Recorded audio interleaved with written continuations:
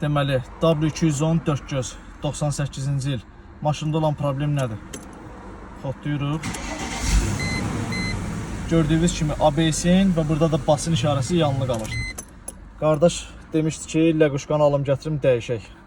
Amma problem ləquşkada yox, rulun lentasında göstərirdi. Lentanı da sökmüşük, problem lentanın özündə deyil. Problemi göstərirəm, diqqətlə baxın. Bax, zamoku açırıq, rulun lentasına girən. Bax, bu şunurda tok olmalıdır. Amma tok yoxdur. Deməli, nə edirik? Bax, burada sxemlə baxırıq. N49. Bax, burada. Arxada göstərir ki, 11-ci ayaqda perdaxrantel olmalıdır. Gəlik bura. İşıq sal bura. Bax. 11-ci yer boşdur.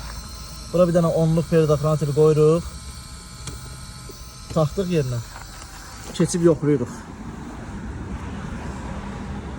Keçib yoxlayırıq. Gəl bura.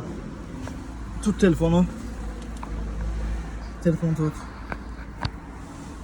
Gördünüz, tok gəldi. O perdaxrantel yerində olmadığına görə ABS-in işığı yanır, basın işarəsi yanır. İndi o perdaxrantel taxmışıq yenə, problem aradan qalxıb. Öz lentasını da bağlayacaq üzərinə. İnşallah problem aradan qalxacaq. Boş-boşuna, yəni bu işarə yanan vaxtı sırazı gedib ləquşka dəyişməyə ehtiyac yoxdur. Ləquşka dəyişilsəydi bir 15-20 manat ləquşkanın qiyməti bir 10 manatda ustanın pulu. Bir 30 manat ziyandaydı qardaş. Amma problem aradan qalxmayacaqdı. Üzərinə bağlamışıq, xodlayaq. Silinməyib. İndi bir dənə burada sol, sağ. Все. Problem aradan qalxdı, işıqlardakı söndü. Xeyirli uğurlu olsun. Deməli, bu problemlərlə bağlı nə ləquşka dəyişildi, nə də rulun lentası dəyişildi. Yaxından çək bir dənə. Maşını xodlayırıq. ABS bastı, silindi.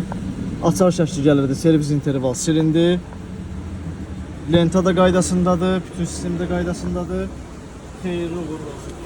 Yəni ABS-in bas HSP işığının yanmağı sadəcə tormozun ləquşkasında problem var demək deyil. Yəni yanan kimi gedib ləquşka dəyişməyə ehtiyac yoxdur. Birinci növbədə diaqnostika eləyib, dəqiq diaqnoz qoyduq və problemin üzərində işləmək lazımdır.